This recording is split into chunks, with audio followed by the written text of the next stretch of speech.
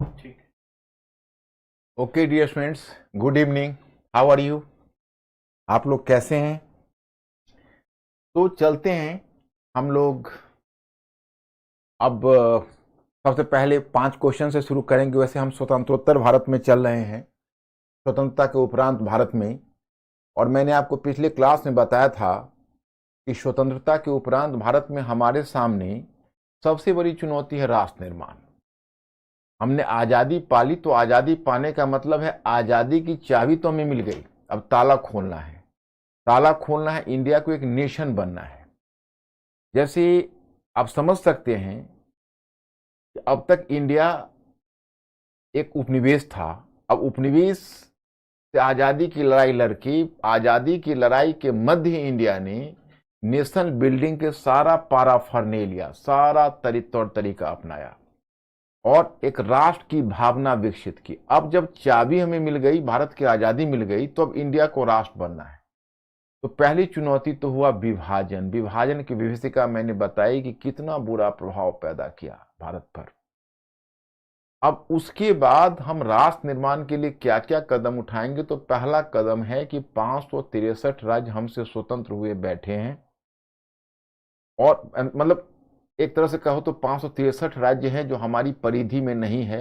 हमारा एक भाग तो पाकिस्तान में बट गया, लगभग 3,65,000 वर्ग मील हमने पाकिस्तान के रूप में खो दिया। अब 5 लाख वर्ग मील क्षेत्र है जो हम पा सकते हैं, लेकिन अब कैसे पा लेते हैं ये हमारे अपनी अपनी गुणवत्ता पर डिपेंड करता है। तो हमारे लिए कितनी बड़ी चुनौती थी कि जब तक हम 5 लाख वर्ग मील भूभाग को, तो इसी पर हमने पिछले क्लास में आपको छोड़ा था, उस पर चर्चा कर लेंगे। थोड़ा कश्मीर प्रॉब्लम भी आपसे डिस्कस कर लेंगे और फिर हम कश्मीर, हैदराबाद, जूनागढ़, ये 3 प्रॉब्लमेटिक स्टेट्स थे, उनके बारे में डिस्कस कर लेंगे। और तब फिर हमारा नेक्स्ट पार्ट होगा कॉन्स्टिट्यूशन मेकिंग। और कॉन्स्टिट्यूशन मेकिंग भी एक बहुत बड़ा एक्सपीरियंस था इंडिया के लिए, तो I have to discuss this aspect. लेकिन इससे पहले मैं 5 क्वेश्चन जब आता हूं तो आपसे 5 क्वेश्चन हमेशा पूछता हूं।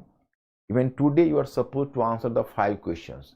नेहरू लियाकत समझौता निम्नलिखित में किस मुद्दे पर हुआ था? ये शरणार्थियों की वापसी, कि भारत की पूर्वी सीमा का पुनर्निर्धारण, सी कश्मीर में लाइन ऑफ कंट्रोल को स्पष्ट करना, और डी उपयुक्त में कोई नहीं। तो मैं स्टूडेंट्स पिछले क्लास में मैंने लियाकत नेहरू फार्मूला आपको बताया था। बी फास्ट, इसको आंसर करिए जल्दी। क्या रहा? बिल्कुल, ए इज द करेक्ट आंसर। बहुत सही किया आपने, बहुत अच्छा आंसर किया। क्वेश्चन नंबर 2, भारत के विभाजन का निम्नलिखित में से कौन सा से प्रभाव भारतीय गणराज्य के संविधान पर दिखाई देते हैं?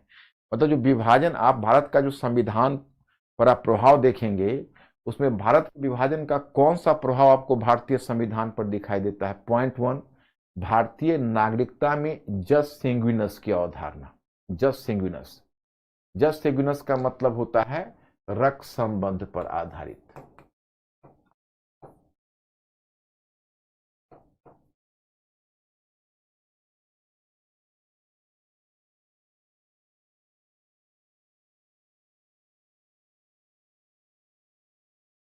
जस सिंग्विनस की अवधारणा है और रक्त संबंध पर आधारित है। पॉइंट नंबर 2, भारतीय संघीय मॉडल में मजबूत केंद्र। पॉइंट 3, मौलिक अधिकार। और पॉइंट 4, आपातकालीन प्रावधान। अब आपको इसमें पता यह करना है, ध्यान रखिएगा कि इसमें से कौन सा फैक्टर है जिसने भारतीय संविधान के नेचर को इन्फ्लुएंस किया है। कौन सा फैक्टर है?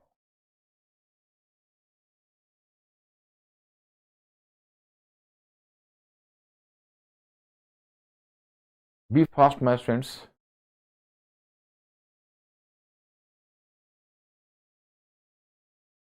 यस, मैं कह रहा हूं ये ब्रिलियंट हो चुके हैं भाई। आप लोगों पर मुझे अब पूरा भरोसा हो चुका कि आप लोगों की समझदारी आ गई है। बहुत अच्छा आंसर आपने किया है। नेक्स्ट क्वेश्चन, देशी रियासतों के एकीकरण के संदर्भ में निम्नलिखित में से कौन सा से कथन सही है? तो देशी रियासतों के एकीकरण के संदर्भ में निम्नलिखित में कौन सा से कथन सही है? एक, माउंटबेटन योजना में देशी रियासतों को या तो भारतीय या पाकिस्तानी डोमिनियन में शामिल होने का अधिकार दिया गया था। माउंटबेटन योजना में देशी रियासतों को या तो भारतीय या पाकिस्तानी डोमिनियन में शामिल होने का अधिकार दिया गया था। 2. लॉर्ड माउंटबेटन ने देशी रियासतों को तीसरी शक्ति के रूप में स्वीकृति या संप्रभु अधिकार देने से इनकार कर दिया। तो लॉर्ड माउंटबेटन ने देशी रियासतों को तीसरी शक्ति के रूप में स्वीकृति या संप्रभु अधिकार देने से इनकार कर दिया। अब इसी को आपको आंसर करना है।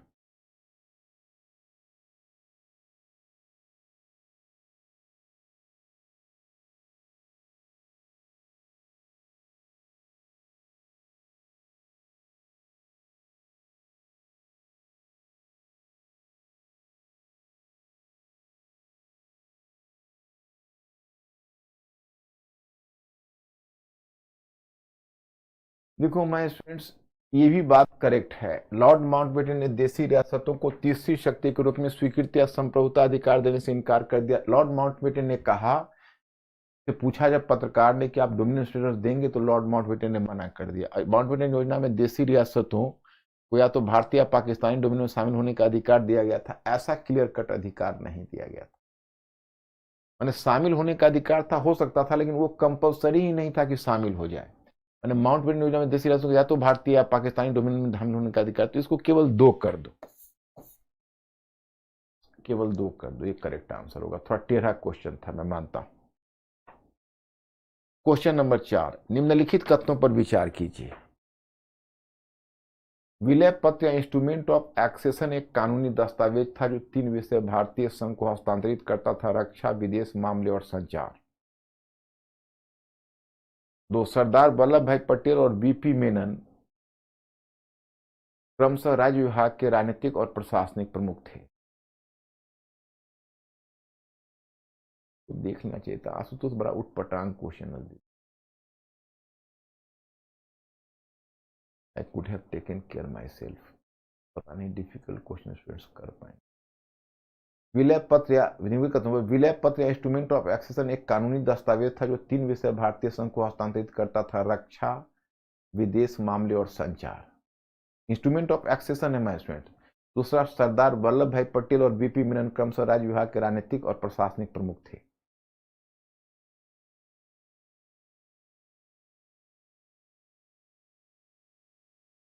देखो माय स्टूडेंट्स, आप इसमें डी कर दीजिए। पूछिए क्यों। थोड़ा डिफिकल्ट क्वेश्चन आज हो गया, I am sorry for that. ये थोड़ा डिफिकल्ट आप लोगों के लिए हो गया। आप लोगों की कोई गलती नहीं है, आप लोग ब्रिलियंट हो, क्वेश्चन ही कंफ्यूजिंग है। जैसे देखो, विलय इंस्ट्रूमेंट ऑफ एक्सेशन, इसमें कानूनी दस्तावेज था जो 3 विषय भारतीय संघ को हस्तांतरित करता था: रक्षा, विदेश मामले और संचार। तो केवल यही 3 विषय शामिल नहीं करता था उसको, तो जो भारत ये तो पूर्ण विलय की बात करता था ना। आप तो देख रहे हो कि एक जो बेसिक था वो क्या था, आपको याद है?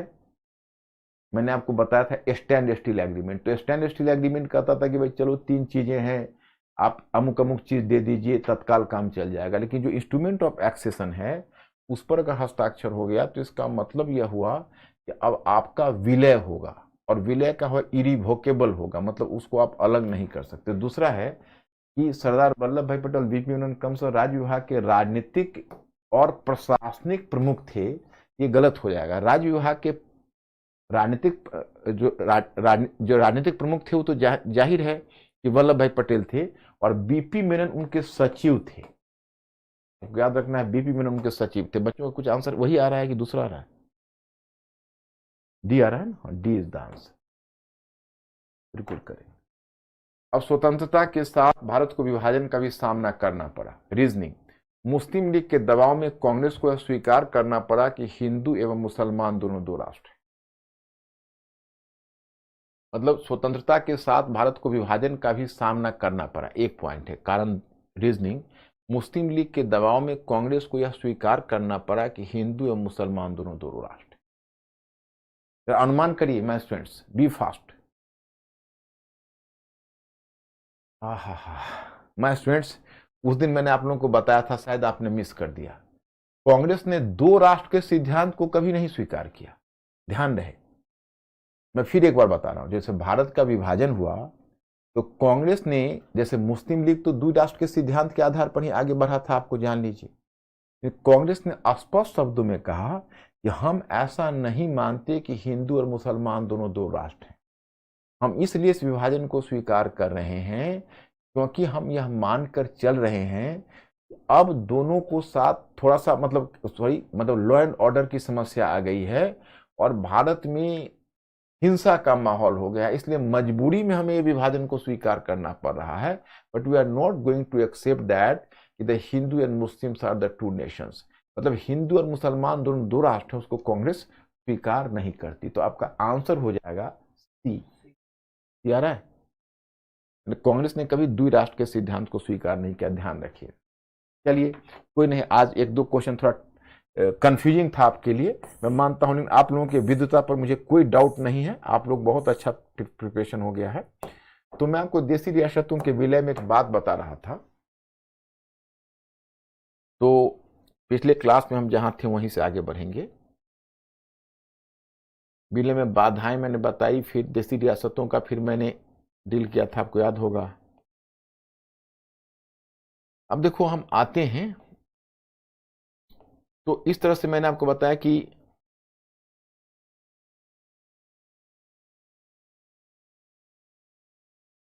ये भी आपको कहा, हाँ, भारतीय रियासतों के एकीकरण की प्रक्रिया में मुख्य प्रशासनिक मुद्दे और सामाजिक सांस्कृतिक समस्याएं क्या थी। प्रशासनिक समस्याएं थी कि विलय होने वाले राज्य में शासक की स्थिति क्या होगी, दूसरा संबंधित राज्य के सैनिकों का क्या होगा, तीन संविधान सभा में देशी रियासतों का प्रतिनिधित्व किस प्रकार होगा, यह भी एक बहुत बड़ा मुद्दा था। चौथा, उन देशी रियासतों का भौगोलिक आकार पृथक पृथक था तथा वे विकास के विभिन्न स्तर पर थे। जहां इन देशी रियासतों में हैदराबाद जैसी विशाल रियासत थी, वहीं 70 रियासतों का क्षेत्रफल 1 वर्ग मील से अधिक नहीं था, मतलब इतनी भौगोलिक विभाजन था। कुछ देशी रियासतों में पिछड़े क्षेत्र को आरक्षण मिलता था, अतः मुद्दा यह था कि उसकी भारतीय यूनियन में स्थिति क्या होगी। उदाहरण के लिए हैदराबाद में तेलंगाना क्षेत्र। अब देखो तेलंगाना क्षेत्र की समस्या आज तक आ गई, क्यों आ गई? जैसे हैदराबाद क्षेत्र में तुम देखोगे तो तेलंगाना पिछड़ा हुआ क्षेत्र था और वो निजाम का क्षेत्र था। तो निजाम ने तेलंगाना में मुल्की कानून चलाया था। मुल्की कानून का मतलब है कि तेलंगाना के लोगों को आरक्षण दिया गया था। कहा गया था कि जो तेलंगाना के लोग हैं उन लोगों को आरक्षण था, वे लोग को सरकारी सेवा में विशेष स्थान मिलता था, विशेष आरक्षण मिलता था। तो जब हैदराबाद का विलय हुआ था तो ये समस्या थी कि अब तेलंगाना को क्या किया जाए। तो भारत सरकार के लिए मुश्किल हो गया तेलंगाना को आरक्षण देना, क्योंकि अगर तेलंगाना को आरक्षण देता तो अन्य राज्य के पिछड़े हुए लोग भी वही मांग करते। तो यह भी एक बहुत बड़ी प्रशासनिक समस्या थी। कुछ देशी रियासतों में पिछड़े क्षेत्र को आरक्षण मिलता था, तब मुद्दा यह था कि उसकी भारतीय यूनियन में स्थिति क्या होगी। उदाहरण के लिए हैदराबाद में तेलंगाना आदि। सामाजिक सांस्कृतिक समस्याएं क्या थी उस समय संपूर्ण भारत सांप्रदायिक विभाजन से ग्रस्त रहा था। देशी रियासतें इसका अपवाद नहीं थी। शासक भी सांप्रदायिक आधार पर बटे हुए थे। उदाहरण के लिए भोपाल, जैसे देखो, ये तो मैं आपको पिछले क्लास में बता चुका हूं कि प्रजा तो बटी हुई थी, क्योंकि देखते हो कितना कॉम्युनल दंगे थे, राइट्स थे चारों तरफ।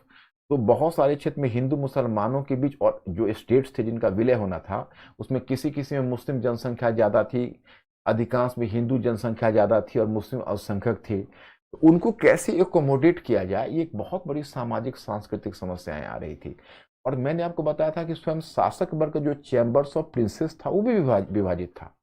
चैम्बर्स ऑफ प्रिंसेस में जो भोपाल का राज्य था, भोपाल का राज्य, और उसने हैदराबाद के निजाम के साथ साठगांठ कर रखी थी। तो जो भोपाल का राज्य था वो हैदराबाद के निजाम से इस प्रकार से साठगांठ कर रखी थी कि वह एक अलग घटक बना रहा था चैम्बर्स ऑफ प्रिंसेस में। इधर बीकानेर और पाटियाला का राज्य, उनका अलग गठबंधन था, उसमें एक हिंदू थे, दूसरे सिख थे। इस प्रकार से तुम देखो कि पूरा उस समय दोनों पक्ष बटे हुए थे और इन बटे हुए पक्षों को लेकर चलना है। फिर देशी रियासतों की प्रजा भी विभाजित थी। कहीं शासक मुस्लिम था तो बहुसंख्यक प्रजा हिंदू, जैसे जूनागढ़, हैदराबाद। कहीं शासक था तो मैंने आपको बताया कि कहीं शासक हिंदू है। पिछले क्लास में मैं इसको करवा चुका हूं, तो आप लोग देख लीजिए। और इसको हमने बताया है कि ये आपका मॉडल क्वेश्चन हो गया। भारतीय रियासतों के एकीकरण की प्रक्रियाओं में मुख्य प्रशासनिक मुद्दों एवं सामाजिक सांस्कृतिक समस्याओं का आकलन कीजिए। 150 शब्द का क्वेश्चन है। अंकुर थोड़ा सा उसको जो फैन है उसको उस फैन करते हैं, थोड़ा सा कूलिंग हल्का कर दो।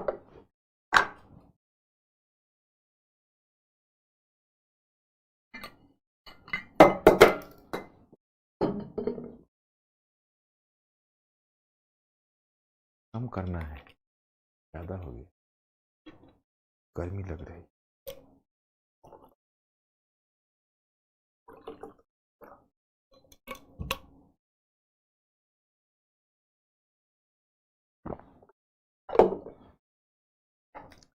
तो ये हुआ आपका क्वेश्चन। अब हम देशी रियासतों का एकीकरण। अधिकांश देशी रियासतों ने 15 अगस्त 1947 तक भारत के साथ अपना विलय स्वीकार कर लिया। आरंभ में हैदराबाद, जूनागढ़, त्रावणकोर, भोपाल और कश्मीर ने इस विलय का विरोध किया, किंतु स्वतंत्रता से पूर्व भोपाल और त्रावणकोर ने ही विलय स्वीकार कर लिया। अब देखो, तो मैंने आपको बताया था कि अगर आपसे पूछा जाए कि भाई, क्योंकि इसमें देखो कई मुद्दे निहित है, तो तुम पढ़ रहे होगे तो आपस में उलझने का चांस होगा, लेकिन मैं उलझने नहीं दूंगा। अब जैसे वल्लभ भाई पटेल, मैंने कहा कि अगर यह बात होगी कि भाई किन कारकों ने देशी रियासतों के विलय को संभव बनाया, तो 3 कारकों को लेना है। एक तो पहले देशी रियासत की जनता को लेना है, क्योंकि देशी रियासतों के जो लोग थे उनमें एक राष्ट्रवाद की भावना प्रबल हो रही थी, और कहीं ना कहीं वो भारतीय राष्ट्रीय आंदोलन के मध्य उनमें भी राष्ट्रवादी चेतना आ गई थी। और जब भारत में प्रजातांत्रिक सरकार लागू हो रही थी, तो उनकी भी आकांक्षाएं थी कि हम भी प्रजातंत्र से साक्षात्कार करें। लेकिन अगर उनके शासक हिंदुस्तान के साथ विलय, इंडिया के साथ विलय नहीं करते, उनका स्वयं का प्रजातंत्र अधूरा रह जाता। इसलिए जो देशी रियासतों की जनता थी, उनका दबाव अपने शासकों पर था। सबसे प्राइमरी फैक्टर यही है। वल्लभ भाई पटेल ने भी इसी फैक्टर से लाभ उठाया है। दूसरा कि कांग्रेस ने आरंभ से ही इस मुद्दे पर एक असमझौतावादी रुख अपना रखा था। कांग्रेस ने इस बात को स्पष्ट कर दिया था कि देखिए, कांग्रेस का कहना था कि हम किसी भी स्थिति में इस आपकी स्वतंत्रता को मंजूरी नहीं देंगे। आप इस भ्रम को छोड़ दीजिए। यह एक जीरो टॉलरेंस होगा। आपको जो भी हमसे मांग करनी है करिए, लेकिन हम आपको किसी भी कीमत पर यह रियायत नहीं देंगे। तीसरा कि कांग्रेस का कहना यह था, वल्लभ भाई पटेल ने एक बड़ा ही व्यवहारिक रणनीति अपनाई, जिसको कहते हैं छड़ी एवं पुरस्कार की नीति। पुरस्कार की नीति के तहत उन्होंने कहा कि देखिए, हम आपसे 3 ही विषय मांगते हैं। पहले उन्होंने स्टैंड स्टील एग्रीमेंट का एक प्रावधान दिया कि हम आपसे 3 ही विषय मांगते हैं, प्रतिरक्षा, विदेश और संचार, और बाकी आपका। तो पहला, चूंकि एक्चुअली उनके साथ सबसे बड़ी समस्या यह थी कि अगर 15 अगस्त 1947 को ये देश, अगर भारत आजाद हो जाता, और तो देशी रियासत भी आजाद हो जाती, और देशी रियासत अगर आजाद हो जाते तो फिर भारत के साथ विलय में सहमति नहीं देते। उन्होंने आनंद फानन में पहले जो आप कह सकते हैं जो ब्रिटिश काउंसलर था, वो उसके सुझाव पर इन्होंने एक काम किया, एक स्टैंड स्टील एग्रीमेंट बनाया। और पहले उन्होंने स्टैंड स्टील एग्रीमेंट का प्रावधान रखा। उसने कहा कि देखिए, आप हमें 3 विषय दे दीजिए जो ब्रिटिश के पास है था और जो आपका कभी नहीं रहा, और आप हमारे साथ स्टैंड स्टील एग्रीमेंट पहले करने का उन्होंने एक ये दे दिया कि हम इस पर विचार करेंगे और हम ये विलय को संभव बनाएंगे।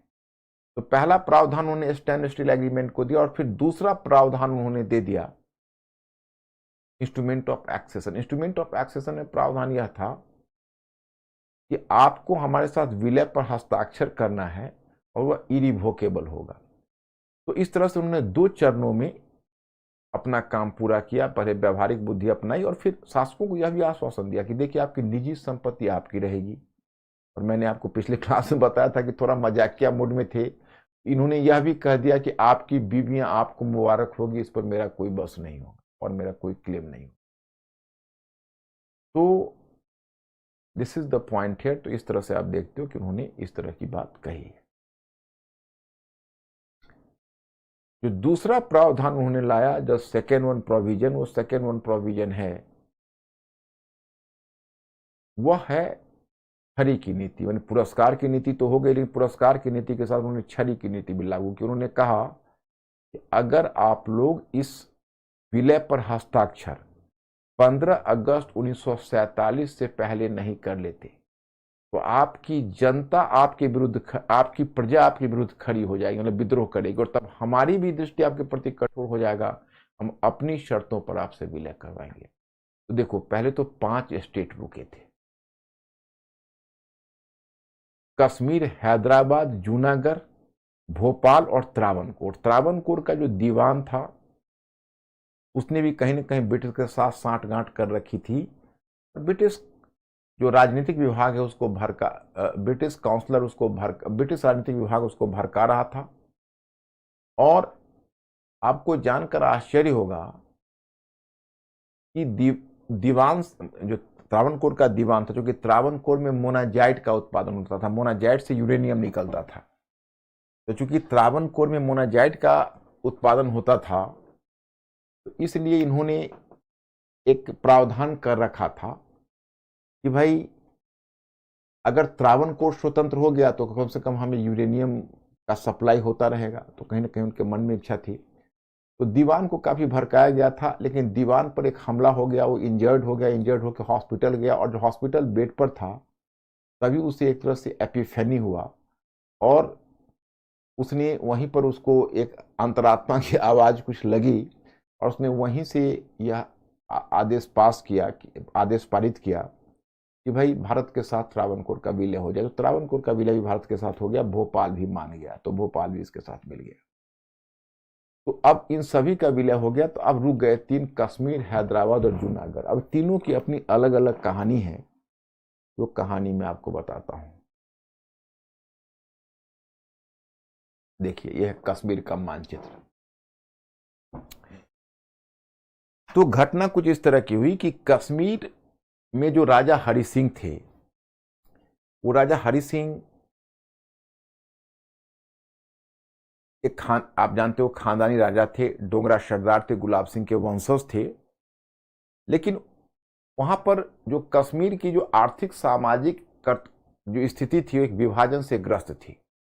कश्मीर में जितने भी महत्वपूर्ण प्रशासनिक पद थे वो डोगरा के पास या कश्मीरी ब्राह्मण्स के हाथ में थे, और जो लैंडेड प्रॉपर्टी थी उस पर भी हिंदू जमींदारों का कब्जा था। वहां की जो मुस्लिम जनसंख्या थी उनकी आर्थिक स्थिति कोई अच्छी नहीं थी। अब शेख अब्दुल्ला जिसने नेशनल कॉन्फ्रेंस बनाया, आप यही जान ले कि शेख अब्दुल्ला ने इंडिया में अलीगढ़ यूनिवर्सिटी से उन्होंने, मतलब नॉर्थ इंडिया में अलीगढ़ यूनिवर्सिटी से उन्होंने पोस्ट ग्रेजुएट किया, और पोस्ट ग्रेजुएट करने के बाद साइंस में वो यहाँ से गए तो उनको एक नौकरी नहीं मिली। तो उन्होंने एक कश्मीर में लैंड रिफॉर्म्स के लिए, भूमि सुधार के लिए एक आंदोलन छेड़ दिया, और नाम दिया उसको नया कश्मीर आंदोलन, नवा कश्मीर। तो 1946 में कश्मीर में कुछ उथल पुथल शुरू हो गई थी, और जो खुद स्वयं हरि सिंह थे वो प्रशासन में रुचि कम लेते थे, और अधिकांशतः वे बॉम्बे के रेस कोर्स में ही समय बिताते थे। उनकी रानी ने भी इस बात को स्वीकार किया है। और उनका प्रधानमंत्री था रामचंद्र काक। वो रामचंद्र काक ही मुख्य रूप से वहां पर सरकार चला रहा था। तो रामचंद्र उधर राजा हरि सिंह से माउंट बेटन के व्यक्तिगत ताल्लुकात भी थे। तो कहीं ना कहीं पंडित जवाहरलाल नेहरू ने माउंट बेटन के मध्यस्थता से भी कश्मीर से वार्ता करनी चाहिए, लेकिन उसमें सफलता नहीं मिल पा रही थी, और रामचंद्र काक था वह विलय के लिए तैयार नहीं था। इसी क्रम में कश्मीर, फिर राजा हरि सिंह ने यह प्रपोजल दिया कि ऐसा है कि आप हमसे स्टैंड स्टिल एग्रीमेंट कर लीजिए। स्टैंड स्टिल एग्रीमेंट में क्या होता था कि बेसिकली जो वल्लभ भाई पटेल थे, उन्होंने बाद में रियलाइज किया था कि शुरू में तो उन्होंने यह विकल्प दिया स्टैंड स्टिल एग्रीमेंट का और इंस्ट्रूमेंट ऑफ एक्सेशन का अलग अलग। बाद में उन्होंने महसूस किया कि जिन शासकों के साथ उन्होंने स्टैंड स्टिल एग्रीमेंट किया वो इंस्ट्रूमेंट ऑफ एक्सेशन पर हस्ताक्षर करने में आनाकानी करते थे। तो बाद में उन्होंने एक नए नियम ला दिए कि सभी शासक स्टैंड स्टिल एग्रीमेंट और इंस्ट्रूमेंट ऑफ एक्सेशन पर साथ साथ हस्ताक्षर करेंगे। उधर जिन्ना ने तब तक हरि सिंह के साथ स्टैंड स्टिल एग्रीमेंट पर उसने समझौता कर लिया। इस तरह से जिन्ना से वो वार्ता कर रहे थे और उनको इस बात का अंदाजा नहीं था, उनको स्वतंत्र रहने की पूरी चाहत थी। तो वल्लभ भाई पटेल ने यह कहा कि देखिए, अगर हम आपसे कोई फर्दर सौदा या कोई फर्दर अगर डील करते हैं तो हम सीधा इंस्ट्रूमेंट ऑफ एक्सेशन पर ही हस्ताक्षर करना चाहेंगे, हम स्टैंड स्टिल एग्रीमेंट को पसंद नहीं करेंगे। और जब उन्होंने नहीं किया इसको तो फिर वल्लभ भाई पटेल ने अपना दिमाग वहां से हटा लिया। लेकिन जो पंडित जवाहरलाल नेहरू थे उनको इस बात का अफसोस इसलिए था क्योंकि कहीं ना कहीं पंडित जवाहरलाल नेहरू बेसिकली इस बात को नहीं भूल पा रहे थे कि आखिर वो कश्मीरी ब्राह्मण थे और कश्मीर में शेख अब्दुल्ला से भी उनका व्यक्तिगत दोस्ती थी, तो शेख अब्दुल्ला भी उनको प्रभावित कर रहे थे। उन्होंने फिर क्या किया कि उसमें मैं आपको बताऊं कि जुलाई में देशी रियासतों को डील करने के लिए एक राज्य विभाग का गठन हुआ था। राज्य विभाग उसको बोलते थे, स्टेट डिपार्टमेंट। और राज्य विभाग को भी गृह मंत्रालय के अधीन वल्लभ भाई पटेल के अधीन रख दिया गया था, जो डील करते थे भारतीय राज्यों के संदर्भ में। लेकिन राज्य विभाग ही पहले कश्मीर के मामले को देखता था, परंतु प्रधानमंत्री जवाहरलाल नेहरू ने कश्मीर के मामले को राज्य विभाग से निकाल कर व्यक्तिगत तौर पर अपने अंतर्गत कर लिया, मैंने अपने हाथ में मामला ले लिया।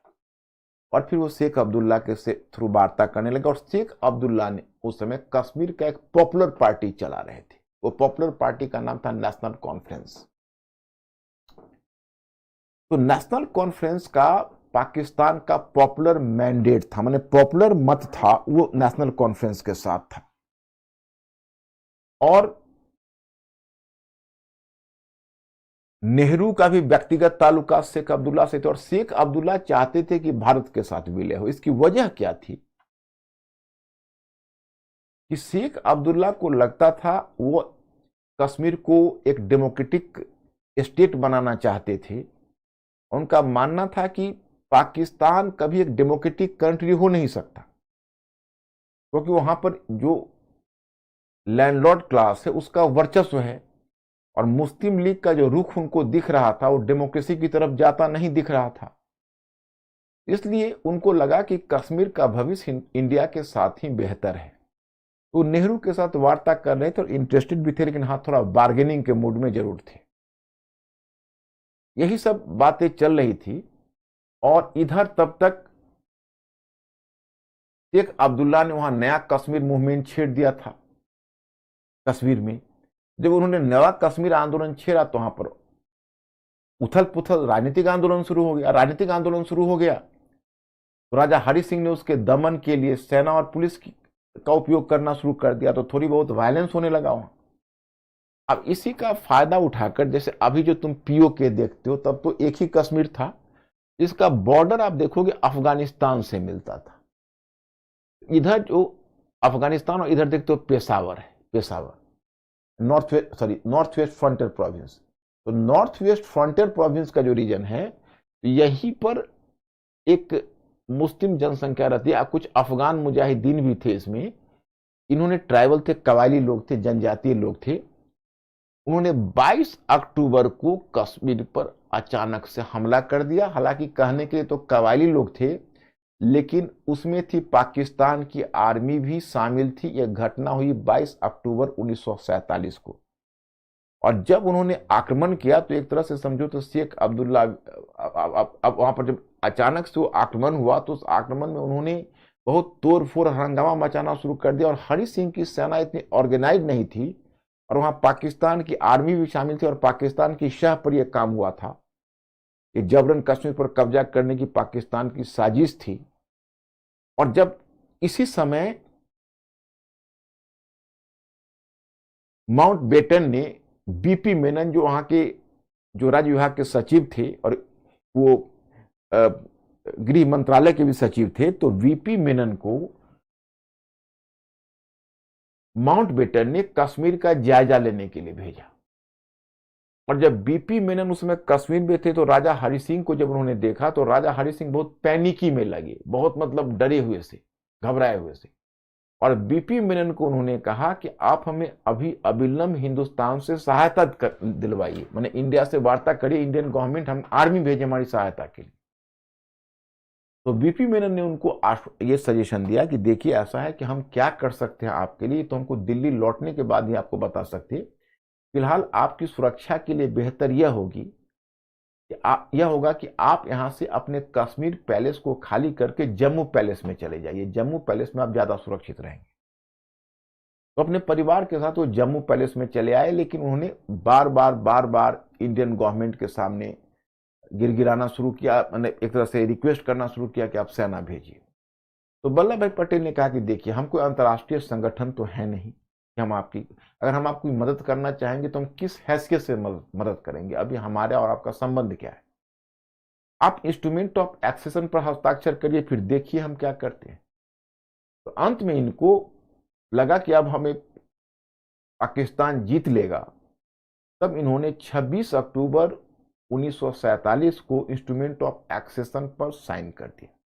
जब साइन कर दिया तो वल्लभ भाई पटेल ने पाकिस्तान को एक तरह से चैलेंज किया कि we will reach there before you, और तुरंत जो इंडियन जो एयरफोर्स है उसका पहला बटालियन यहां से उड़ा दिल्ली से और सीधे जाकर श्रीनगर एयरपोर्ट पर कब्जा कर लिया। श्रीनगर एयरपोर्ट पर जब कब्जा इंडिया का हो गया तो इंडिया के लिए बहुत बड़ी मदद थी, क्योंकि 22 अक्टूबर था, उसमें अर्ली विंटर होता था, मतलब था कि दिसंबर तक इतनी तेज बर्फबारी होती कि जो कई बार जो रोडवेज है वो रोडवेज स्ट्रैंडेड हो जाता है, मतलब ढक जाता है बर्फ से, और फिर लोगों का जो गाड़ियां चलनी रोड पर बंद हो जाती है। तो अगर लैंड रूट अगर ब्लॉक्ड हो जाएगा तो उसमें एयर रूट काम करता रहेगा। श्रीनगर एयरपोर्ट पर कब्जा होने से कम आश्वासन हुआ। उसके बाद इंडियन आर्मी ने कमान संभाला। हालांकि शुरू में तो थोड़े से भूभाग पर कब्जा था, लेकिन देखते देखते उसने एक अच्छे खासे भूभाग पर कब्जा कर लिया, 1/3 रीजन पर आप देख ही रहे हो। और इंडियन आर्मी लड़ रही थी, इंडियन आर्मी इस क्षेत्र को खाली करवाने के लिए प्रयत्नशील थी। तभी लॉर्ड माउंटबेटन ने पंडित जवाहरलाल नेहरू को यह सुझाव दे दिया कि आप एक काम करिए, आपका केस बिल्कुल क्लियर है, जो कश्मीर का शासक हरि सिंह है उसने इंस्ट्रूमेंट ऑफ एक्सेशन पर हस्ताक्षर किया हुआ है, और सबसे बड़ी बात है कि कश्मीर की सबसे लोकप्रिय पार्टी नेशनल कॉन्फ्रेंस का शेख अब्दुल्ला का पूरा समर्थन आपके साथ है, कश्मीर का पॉपुलर मैंडेट आपके साथ है, आपका पलड़ा बहुत मजबूत है। आप सीधे इस मामले को लेकर यूएनओ में जाइए, यूएनओ में आपकी बढ़त मिलनी ही मिलनी है। तो माउंटबेटन के सुझाव पर पंडित जवाहरलाल नेहरू यह मामला लेकर यूएनओ में चले गए। ये घटना है 1949 की। वॉर जब छिड़ा 1949 में, दिसंबर 1949 में चले गए यूएनओ में, और यूएनओ में 1949 में गए। यूएनओ पर उस समय अमेरिका और ब्रिटेन का गहरी पकड़ थी, प्रभाव था, और शीत युद्ध आरंभ हो गया था। अमेरिका पार्टनर की खोज में था और इंडिया नॉन अलाइनमेंट की बात कर रहा था, गुटनिरपेक्षता की बात कर रहा था। तो पाकिस्तान को लगा कि हमारे लिए सबसे बेहतर पार्टनर, अमेरिका को लगा कि हमारे लिए बेहतर पार्टनर पाकिस्तान ही हो सकता है। एक तो पाकिस्तान का ज्योग्राफिकल लोकेशन भी शीत युद्ध के लिए काफी बेहतर था, क्योंकि अफगानिस्तान के बगल में था, और दूसरा क्या था, उसको लगता था कि देखो इंडिया तो भूभाग देने से रहा, क्योंकि इंडिया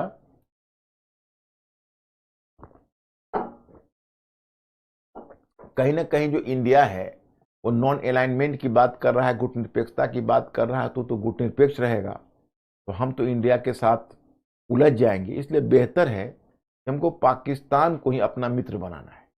तो पाकिस्तान को ऑबलाइज करने के लिए यूएनओ में यूएसए और ब्रिटेन ने क्या किया कि टाइटल ही बदल दिया। जैसे इन्होंने जो जो कंप्लेन दायर किया था यूएनओ में, जो कंप्लेन लेकर गए थे, उसमें इन्होंने जो अपना मुद्दा दिया था उसमें इन्होंने टाइटल दिया था कि पाकिस्तानी ऑक्यूपेशन ऑफ कश्मीर, मतलब पाकिस्तान ने कश्मीर को ऑक्युपाई कर लिया, मतलब ऑक्युपेशन का मतलब हुआ इलीगल ऑक्युपेशन, मतलब अवैध तरीके से।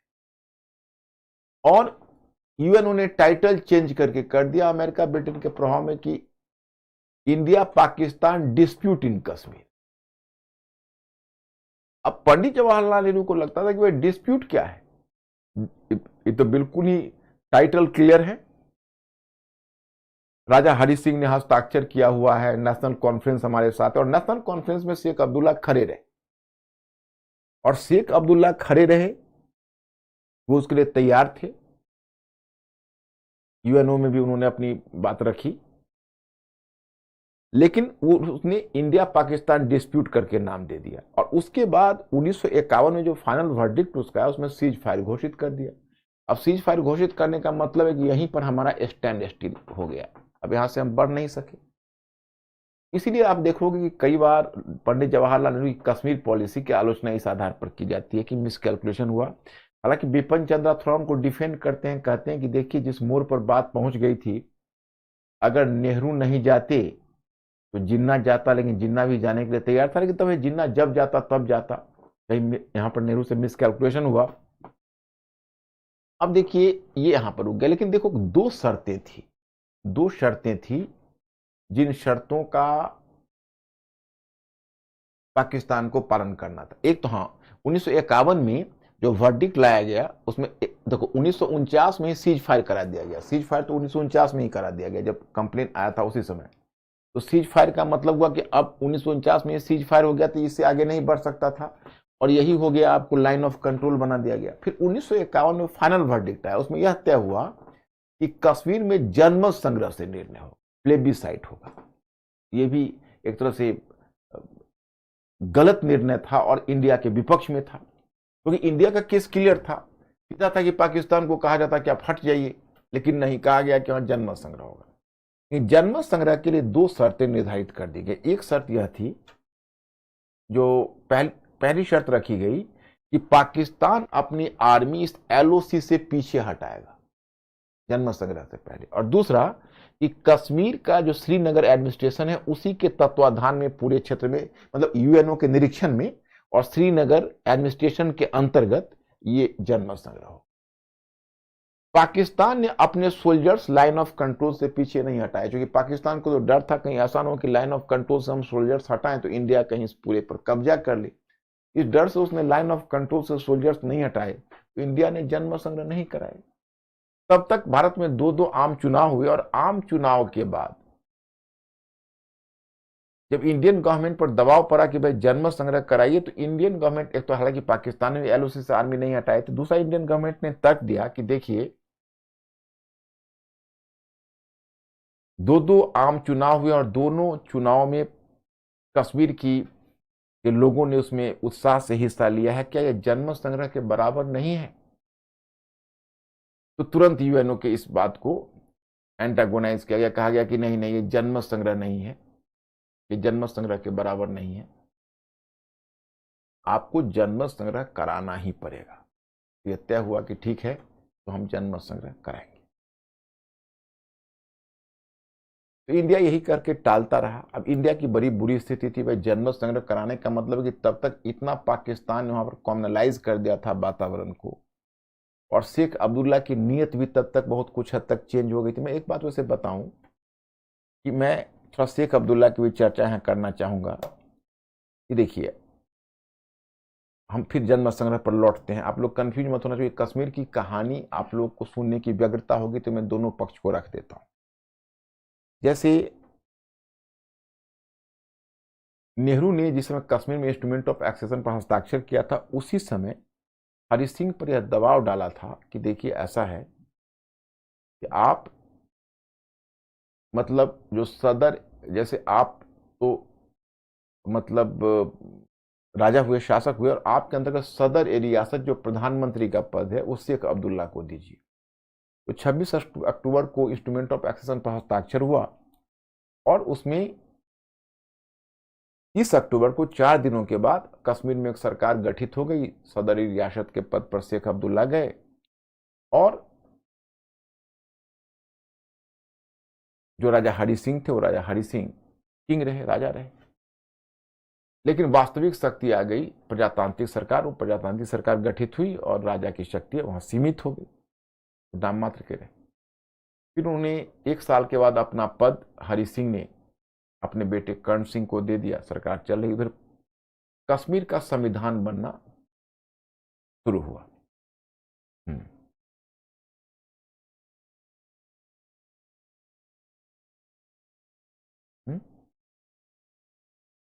टॉमसनियन, टोमेसियन नहीं, टॉमसनियन। अब इतने दिन के बाद अजय नहीं पूछ रहे हो, इसका मतलब बाद में ज्वाइन किया है क्या आपने? देखो, टॉमसनियन शिक्षा पद्धति मैंने बताया था लॉर्ड डलहौजी के समय। लॉर्ड डलहौजी के समय मैंने आपको बताया था कि लॉर्ड डलहौजी, एक तो उस डिस्पैच आया था 1854 में, उसको शिक्षा पर मैग्ना कार्टा कहा गया, उसमें तो अंग्रेजी शिक्षा को प्रोत्साहन दिया गया। और जो टॉमसनियन शिक्षा पद्धति है वह लागू हुआ था, एक अधिकारी था, ब्रिटिश अधिकारी टॉमसन, उसने एक प्रयोग किया कि देसी भाषाओं में लोगों को शिक्षा दी जाए।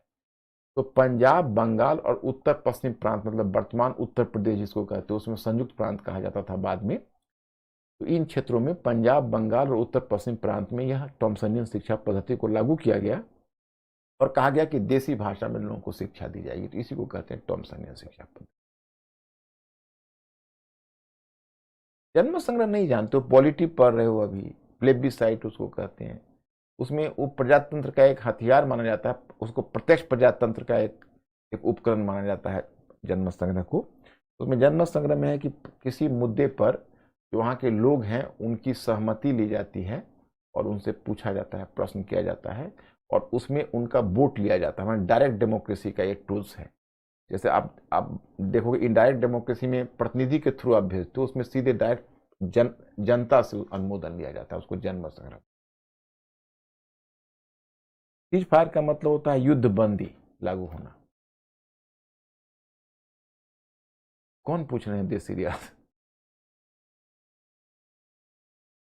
देसी रियासत जो मैंने आपको बताया था कि 3/5 भाग। रूपाली, आप ऐसा करिए, मेरे मैटर को बढ़िया से पढ़िए, उसमें हमने दिया हुआ है 3/5 भाग ब्रिटिश इंडिया था, जिसको ब्रिटिश के डायरेक्ट कंट्रोल में था, और 2/5 भाग में छोटे छोटे भारतीय शासक, बड़े और छोटे भारतीय शासक थे।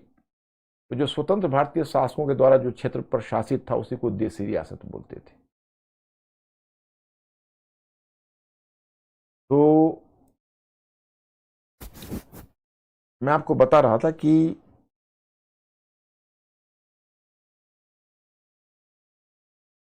इस प्रकार से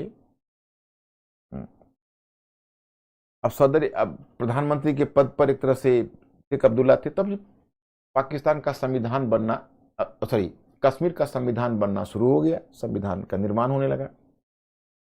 उधर संविधान जब बनने लगा, उधर भारत का भी संविधान सभा बैठी हुई थी, संविधान बन रहा था। तो शेख अब्दुल्ला ने एक तरह से इंडियन गवर्नमेंट के साथ बार्गेनिंग की। बार्गेनिंग का मतलब हुआ एक दिल्ली पैक्ट किया। मतलब उन्होंने यह कहा कि देखिए, कश्मीर में अनुच्छेद 370, मतलब सॉरी, कश्मीर का विशेष दर्जा होना चाहिए। हम 3 ही विषय आपको देंगे, और वो है प्रतिरक्षा, विदेश और संचार। तो प्रतिरक्षा, विदेश और संचार है, तो ये 3 ही विषय आपको हम देंगे। तो और बाकी मामले में हम स्वतंत्र रहेंगे, और बाकी मामले में ऑटोनोमस रहेंगे। अब जो अनुच्छेद 370 जो कश्मीर में लागू किया गया, तो अनुच्छेद 370 में अब आपके मन में यह भाव यह होगा कि भाई, भारत में सरकार ने अनुच्छेद 370 में कश्मीर को स्पेशल स्टेटस क्यों दिया? आपके मन में प्रश्न होगा। तो आप समझ सकते हो कि भारत सरकार की कितनी बड़ी मजबूरी थी। शेख अब्दुल्ला एक तरह से बार्गेनिंग कर रहे थे, शेख अब्दुल्ला एक तरह से स्पष्ट कर रहे थे कि अगर आप नहीं कहेंगे तो यूएनओ में हम आपका पक्ष कमजोर कर देंगे। उसमें रियल पॉलिटिक यही कहता था कि कश्मीर को अगर अपने साथ रखना है तो नेशनल कॉन्फ्रेंस को साथ लेकर चलना पड़ेगा, और शेख अब्दुल्ला को गुड ह्यूमर में रखना पड़ेगा। इसलिए तुम देखते हो कि उन्होंने शेख अब्दुल्ला को उस समय अनुमोदन कर दिया, और जन्म संग्रह को और शेख अब्दुल्ला का अनुमोदन कर दिया, और दिल्ली पैक्ट में मान गए कि ठीक है, प्रतिरक्षा, विदेश और संचार, यही 3 विषय होंगे, और अगर कोई दूसरा विषय लागू करना होगा तो इंडियन प्रेसिडेंट का स्पेशल आदेश जाएगा। अब चूंकि कश्मीर का उसमें डोल ड्रम्स था, क्योंकि हम तो इस बात से भी वाकिफ नहीं थे कि कहीं जन्म संग्रह न करवाना पड़े, जन्म संग्रह में कहीं कश्मीर अदरवाइज डिसीजन न ले ले। तो अगर कश्मीर को अपना अभिन्न अंग मान लेते, उसमें जरा सोच लीजिए आप टेक्निकल चीजों को, और उस समय अगर हम on par with other states Kashmir को रख देते, तो कल को अगर जन्म सगन में उलट निर्णय होता और अंतर्राष्ट्रीय परिस्थितियां कुछ ऐसी हो जाती जो हमको अगर उसको अनुमोदन करना पड़ता सेपरेशन को, तो हम उस समय अपने संविधान को कैसे बचाते, तो बाकी स्टेट्स का भी स्थिति कमजोर हो जाती। तो कश्मीर को अनुच्छेद 370 में जो जिस समय स्पेशल स्टेटस दिया गया था, उस समय इंडिया की बड़ी मजबूरी थी। इंडियन गवर्नमेंट ने काफी सोच समझ के निर्णय लिया था कि अब हमारे पास दूसरा कोई चारा नहीं है, क्योंकि उस समय अगर बहुत टफ पॉलिसी अगर भारत सरकार अपनाती तो पहले नेशनल कॉन्फ्रेंस ही बगावत पर उतर जाती और फिर कश्मीर बगावत पर उतर जाती, जो कि नेशनल कॉन्फ्रेंस का बहुत अच्छा होल्ड था वहां। तब तो फिर बड़ी मुश्किलें आ जाती पूरी प्रक्रिया में। तो एक तरह से उसने बार्गेनिंग की और मजबूरी में भारत को दिल्ली पैक करना पड़ा इंडियन गवर्नमेंट को। लेकिन इससे क्या हुआ कि शेख अब्दुल्ला कुछ ज्यादा ही एरोगेंट हो गए, और शेख अब्दुल्ला एरोगेंट होके और लगे मनमानी करने। अब इसी क्रम में क्या हुआ कि जब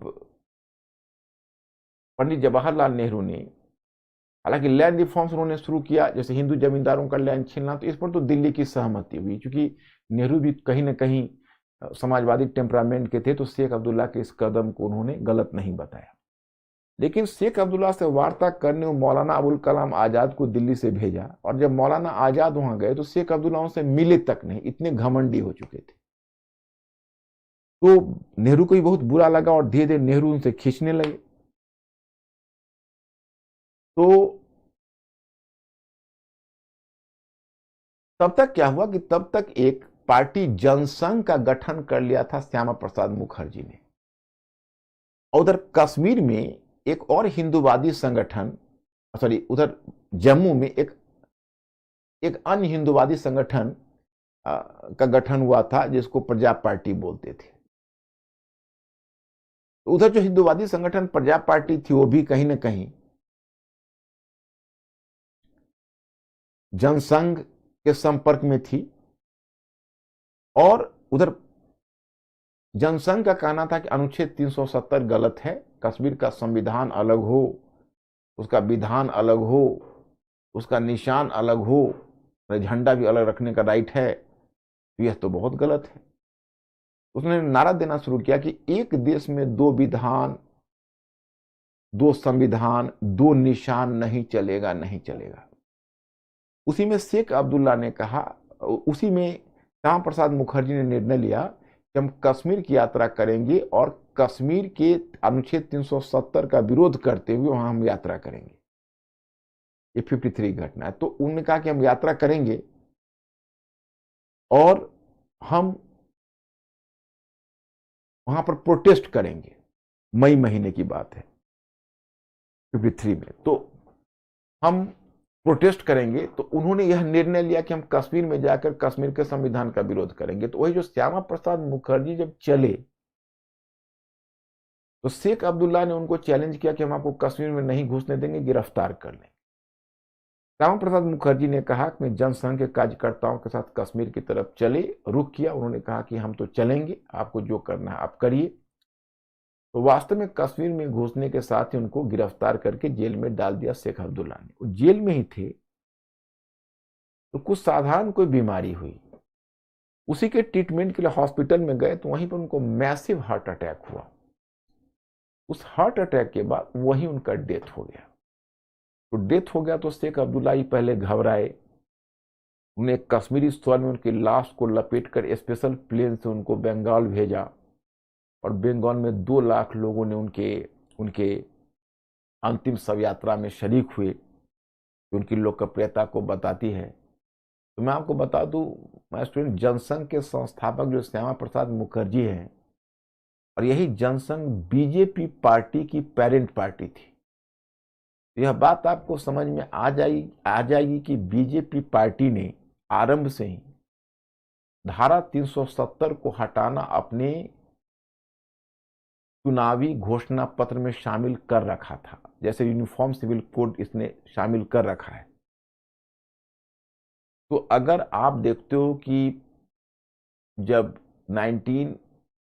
2019 में जो 5 जुलाई 2019 को तो अनुच्छेद 370 को हटाया गया प्रेसिडेंशियल ऑर्डर के आधार पर, तो वह बहुत ही नेचुरल था, क्योंकि वह बीजेपी पार्टी के एजेंडा में शामिल था और कहीं ना कहीं श्यामा प्रसाद मुखर्जी की शहादत से उसको जोड़कर देखते हैं। अब यह दूसरी बात है कि उसका मूल्यांकन अलग होगा कि निर्णय कितना सही और कितना व्यावहारिक था, लेकिन वो अलग बात है। लेकिन वो मैंने परिस्थितियां बताई कि भाई क्या परिस्थितियां थी। तो अब नेहरू जी भी शेख अब्दुल्ला के व्यवहार से काफी चिढ़ गए, क्योंकि उनको क्रांतिकारी की तरह लगे व्यवहार करने।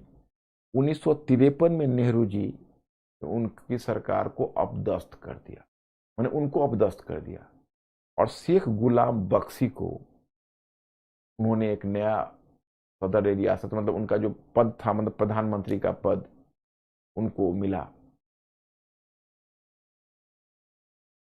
जो प्रधानमंत्री का पद था वो गुलाम बख्शी गुलाम मोहम्मद को मिला, और शेख अब्दुल्ला को जेल में डाल दिया। तो 1975 तक तो अधिकांश समय तक वो जेल में ही रहे। तो ये हुआ कश्मीर की आंतरिक घटना। उधर बाह्य घटना यह थी कि भारत सरकार पर बार बार दबाव पड़ रहा था कि आप जन्म संग्रह कराइए, और भारत सरकार इसको टाल रही थी। उसके लिए बड़ा ही एम्बैरेसिंग सिचुएशन था कि बार बार उसको इसके लिए कहा जा रहा है। चलिए, जब एक तरह से आज जो हर कुछ के बावजूद भी हम रूसी गणतंत्र से ऑबलाइज महसूस करते हैं, और व्लादिमीर पुतिन ने इतना बड़ा कदम उठाया है, परंतु खुलकर हम कभी आलोचना नहीं कर सके, हमारी सरकार नहीं कर सकी। इसकी एक बहुत बड़ी वजह है कि स्वतंत्रता के बाद संकट के समय रूस इतना अधिक हमारे साथ रहा है कि पुराने दिन हम भूल नहीं पा रहे, जो पुराने दिन हमारे थे। जैसे अब देखिए कि 1955 में जब क्रुश्चेव रूस का प्रेसिडेंट था, उसने यात्रा की थी भारत की। तो भारत की यात्रा करके वो पहला हेड ऑफ द गवर्नमेंट था जो सीधा कश्मीर भी गया, और वहां उसकी धरती पर खड़ा होकर कहा कि कश्मीर भारत का अभिन्न अंग है।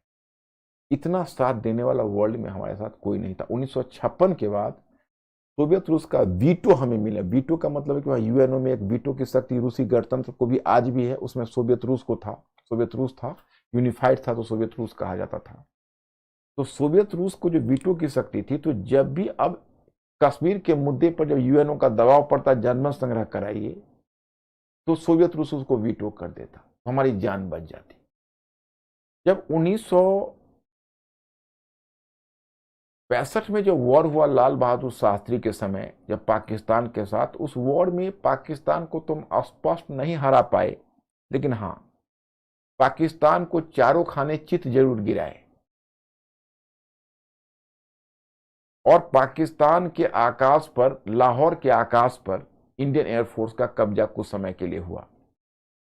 और फिर वार्ता होने के लिए ताशकंद में हम गए, सोवियत रूस में लाल बहादुर शास्त्री गए। उस समय पता नहीं, सोवियत रूस उसे भारत समर्थक रहा इतिहास के अधिकांश काल में। उस समय सोवियत रूस को ऐसा क्या कंफ्यूजन हुआ कि सोवियत रूस का झुकाव पाकिस्तान की तरफ फॉर टाइम बीइंग हो गया, और उसने लाल बहादुर शास्त्री की सरकार पर दबाव डाला कि आप उस भूभाग को छोड़ दीजिए जो 1965 में आपने वॉर में जो आपने कब्जा कर रखा है, और पुराने लाइन ऑफ कंट्रोल पर लौट जाइए। तो अब हमने कश्मीर में कुछ आगे बढ़कर पीओके में कुछ खास दर्रा, जैसे पीर पंजाल का दर्रा था, कारगिल का दर्रा था, जिससे अधिकांश घुसपैठ होता है आतंकवादियों का, उस पर हमने कब्जा कर रखा था। लेकिन सोवियत रसिया का इतना ऑब्लिगेशन था कि हम इनकार नहीं कर पाए, और ताशकंद समझौते पर लाल बहादुर शास्त्री को दबाव में हस्ताक्षर करना पड़ा। इस बात से उनको बहुत गहरा सदमा लगा, और वहीं उनका हार्ट अटैक हुआ, और लाल बहादुर शास्त्री का डेड बॉडी ही आया हिंदुस्तान। फिर जब 1971 में हमने, जब श्रीमती गांधी के समय, जब बांग्लादेश वॉर के समय पाकिस्तान की स्पष्ट हार हो गई, पाकिस्तान का 90% सोल्जर्स इंडिया के गिरफ्त में आ गया, और पाकिस्तान के लगभग 1/5 भूभाग पर भारत का कब्जा हो गया। तब जुल्फिकार अली भुट्टो पाकिस्तान का प्रधानमंत्री था, वो वार्ता करने शिमला आया, हमारा हाथ ऊपर था। लेकिन जुल्फिकार अली भुट्टो कश्मीर के मुद्दे पर कोई रियायत देने के लिए तैयार नहीं था।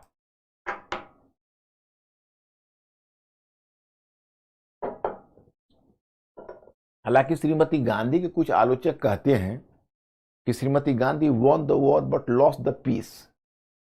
उसका कहना यह है कि भाई उसने भले 1971 का वॉर तो जीत लिया, लेकिन शिमला समझौते में वो कुछ रियायत नहीं ले सकी पाकिस्तान से। लेकिन अब सवाल ये उठता है कि डीपी धार उसका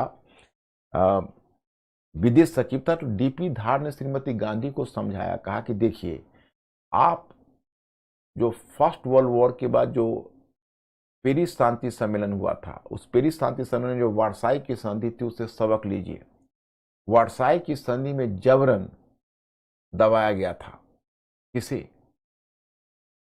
तो जर्मनी को। उसका परिणाम था सेकेंड वर्ल्ड वॉर। इसलिए पाकिस्तान के साथ थोड़ा नरम ही रहिए तो ज्यादा बेहतर होगा। तो अंत में श्रीमती गांधी की सरकार ने इतनी रियायत जुल्फिकार अली भुट्टो से ले ली कि कम से कम इतना उसको कंसेशन देना पड़ा कि भविष्य में कश्मीर पर हमारी जो भी वार्ता होगी, द्विपक्षीय वार्ता से हल होगा। वो बहुपक्षीय वार्ता नहीं होगी, द्विपक्षीय वार्ता। तो कम से कम इतना कर दिया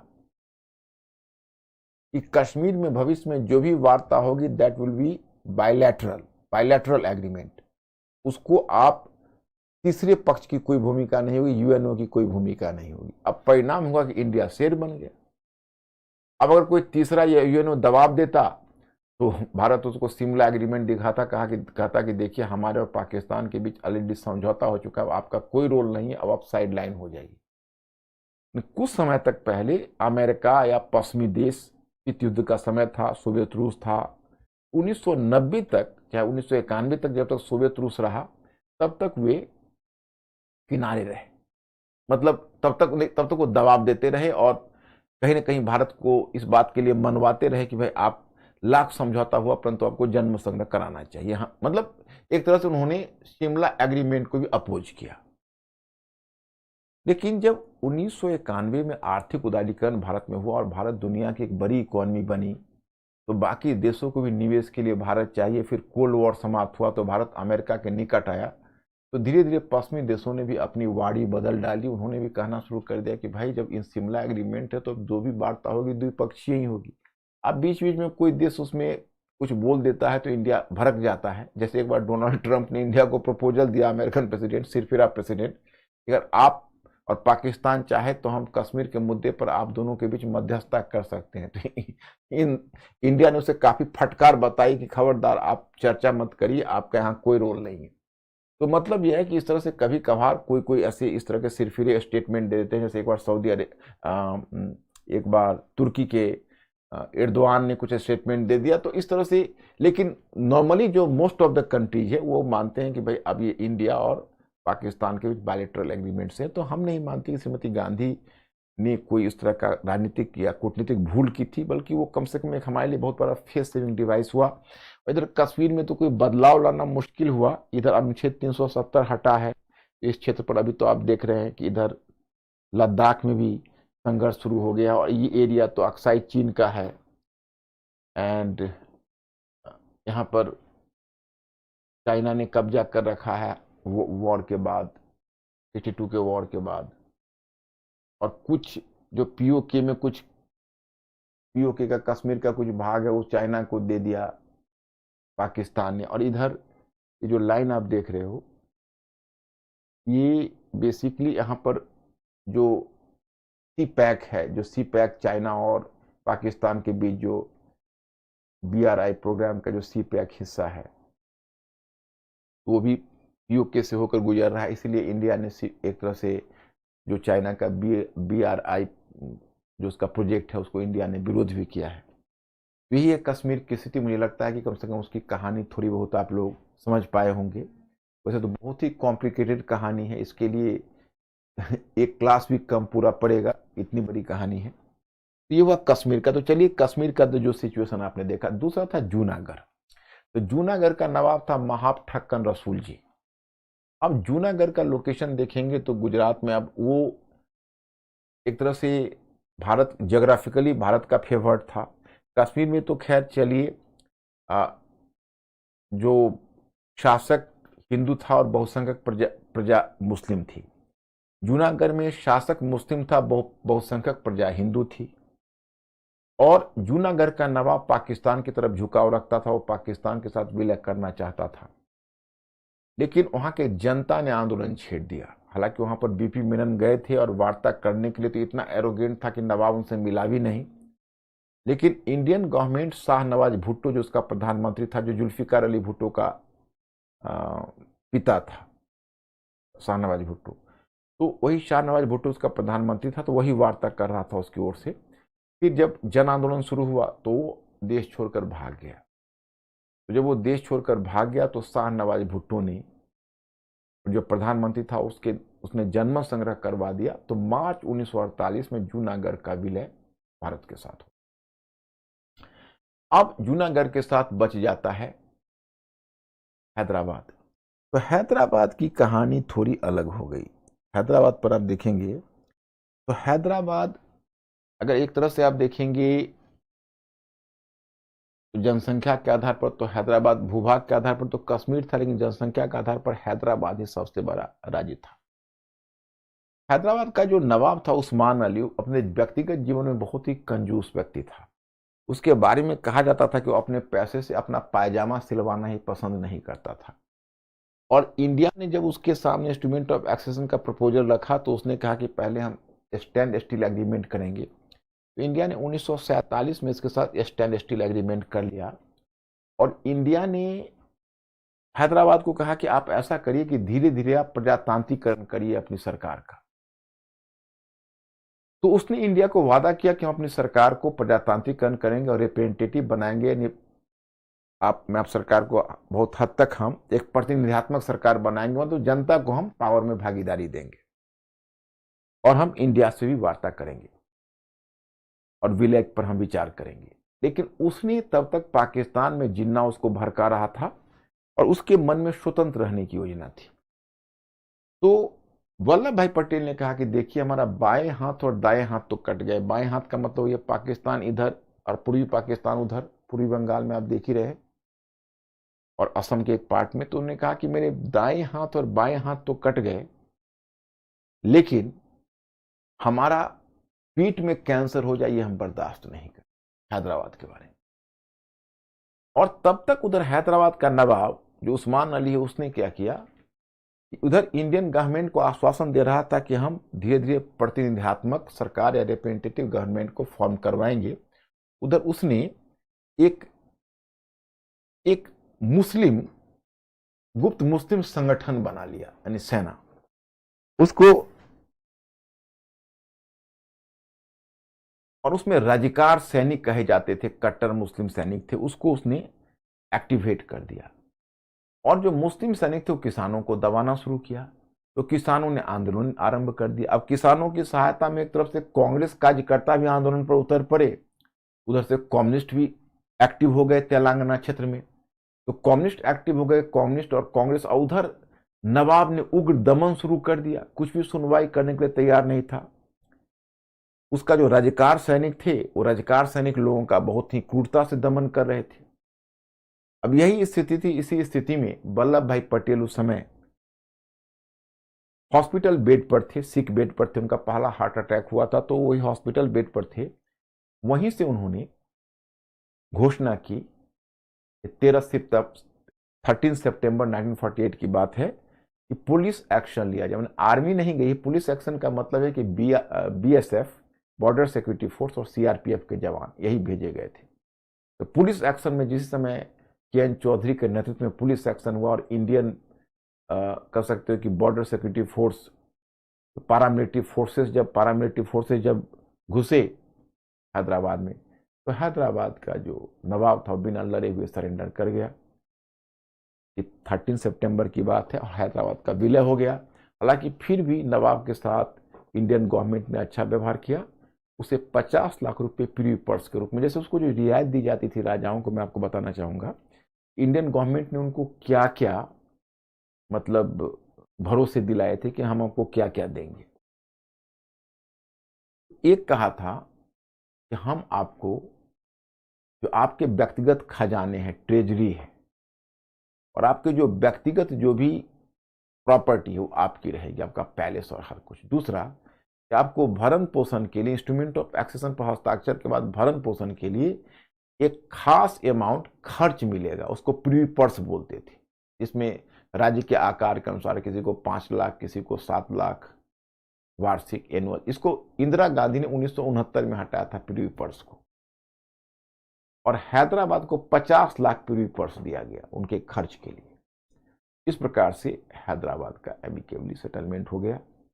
अब ये सभी राज्य मिल गए। अब है कि पौंडीचेरी अभी फ्रांसीसियो के अंतर्गत था। इंडियन गवर्नमेंट ने फ्रेंच सरकार से वार्ता की तो 1954 में फ्रांसीसियो ने स्वेच्छा से मतलब शांतिपूर्ण ढंग से उन्होंने पौंडीचेरी को समर्पित कर दिया। लेकिन गोवा में पोर्चुगीज थे, पोर्चुगीज गोवा को छोड़ने के लिए तैयार नहीं थे, बिल्कुल आक्रामक मुद्रा में थे, और इंडियन गवर्नमेंट बार बार पेशकश कर रही थी, फिर भी वो नहीं मान रहे थे। और वजह क्या थी कि मैं आपको यूरोपियन हिस्ट्री में बताऊंगा। 1949 में नेटो एक मिलिट्री ऑर्गेनाइजेशन का यूरोप में फॉर्मेशन हुआ था शीत युद्ध के समय। तो नेटो नामक जो नॉर्थ अटलांटिक ट्रीटी ऑर्गेनाइजेशन को नेटो बोलते हैं, तो नॉर्थ अटलांटिक ट्रीटी ऑर्गेनाइजेशन में जो पहले 15 मेंबर्स बने थे, पहले 12 फिर 15, उसमें एक पुर्तगाल भी था। तो पुर्तगाल नेटो का मेंबर था, तो उसको अपने नेटो जो पार्टनर्स थे उसका भरोसा था, और कुछ नेटो पार्टनर्स ने उसको सैनिक सहायता का भरोसा दे दिया था। इंडियन गवर्नमेंट के लिए ग्रेटर रिस्क था कि हम बल प्रयोग कैसे करें पुर्तगाल के विरुद्ध, कहीं ऐसा ना हो कि उसका नेटो मेंबर्स उसका साथ दे दे। लेकिन पुर्तगाल में तब तक स्वतंत्रता आंदोलन गोवा में शुरू हो गया, और स्वतंत्रता आंदोलन शुरू हुआ तो पुर्तगाल की सरकार ने उस स्वतंत्रता आंदोलन का उग्र दमन करना शुरू कर दिया। बिल्कुल ही बड़ा बेरहमी से स्वतंत्रता सेनानियों को दबाने लगा। स्थिति गोवा में बिगड़ती चली गई। 1961 की बात है। उस समय वल्लभ भाई पटेल तो नहीं थे, वल्लभ भाई पटेल का डेथ तो 1950 में ही हो चुका था, ये उनके 11 वर्ष बाद की बात है। तो नेहरू प्रधानमंत्री थे, ये चाइनीज वॉर से 1 वर्ष पहले, और कृष्णन मेनन डिफेंस मिनिस्टर था। तो उन्होंने कृष्णन मेनन को कहा, कृष्णन मेनन ने यहाँ से इंडियन आर्मी सीधा गोवा में भेज दी, और इंडियन आर्मी गोवा में प्रवेश कर गई, और पुर्तगीजों को वहां से भागना पड़ा। कोई नेटो मेंबर्स उनके साथ खड़ा नहीं हुआ, और पुर्तगीज जब भागे तो वो लॉकर में, जो लॉकर होता है बैंक के लॉकर, उसमें बहुत सारे अब जानते हो कि वो एक कॉमन परिपाटी होते हैं, वहां के लोकल लोगों ने जो अपना आभूषण रख छोड़ा था, जेवर ज्वेलरीज, वो ज्वेलरीज लेकर भी भाग गए। इस प्रकार से आप देखते हो कि 1961 तक ये काम कंप्लीट हो गया। इन माय स्टूडेंट्स, ऐसे आपका क्वेश्चन नहीं होगा, बल्कि क्वेश्चन मैं आपको बताऊं कि किस तरह का हो सकता है।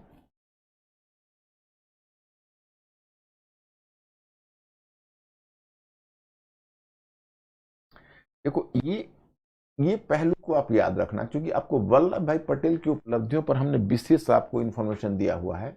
ये अपने आप में बड़ा स्टैंडर्ड चीज है, इसको आप नजर रखना। जैसे इसमें कहा गया है कि पटेल को बिस्मार्क ऑफ इंडिया कहा जाता है, परंतु अगर हम गौर से देखते हैं तो वल्लभ भाई पटेल की उपलब्धियां बिस्मार्क से कहीं अधिक है। इसे निम्नलिखित रूप में समझ सकते हैं।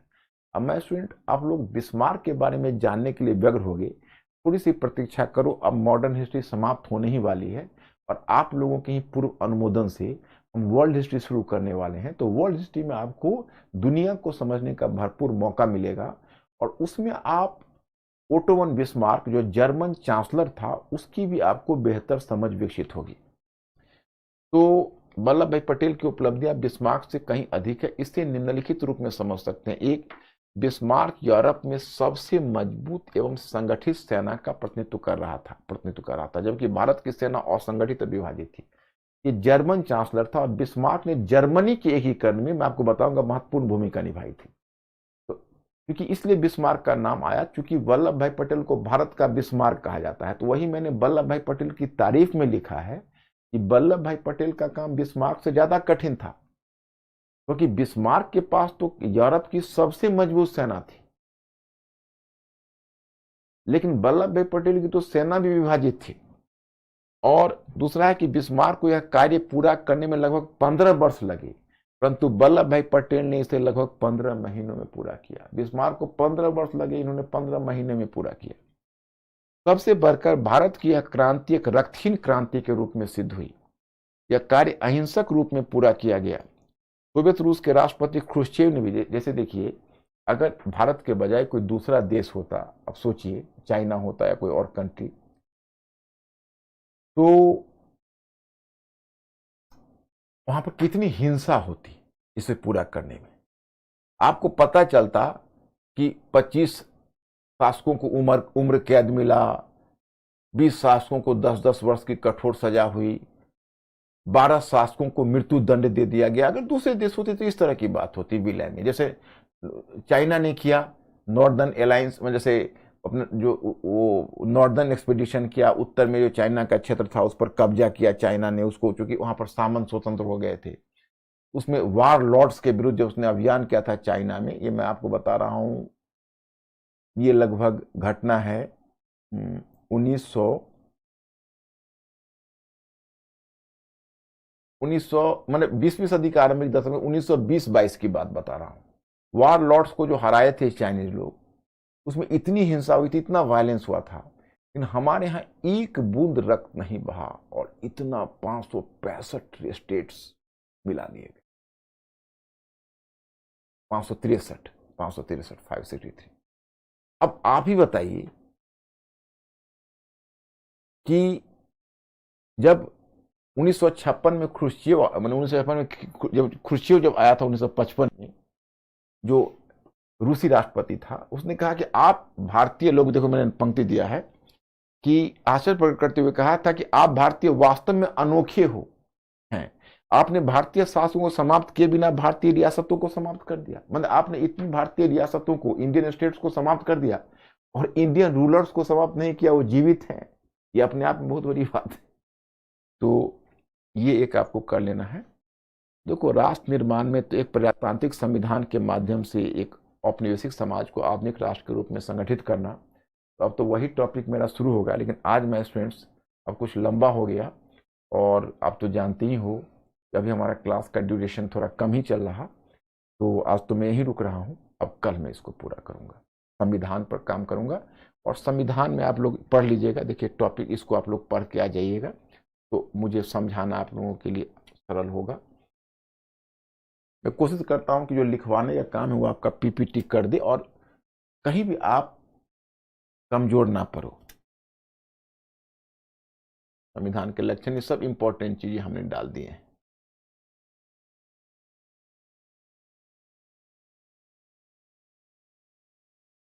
एक दो मैंने क्वेश्चन का भी आपको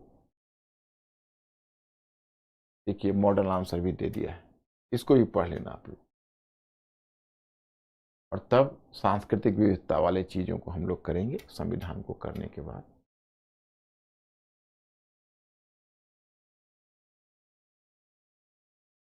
आज मैं यही रुकता हूं मैं स्टूडेंट्स, आप लोग पढ़ के रहना। कल मैं कोशिश करूंगा कि संविधान होने के बाद और फिर मैं आपको सांस्कृतिक विविधता वाले मुद्दे को भी कवर करूं। तो मैं students, today I am stopping here. Thank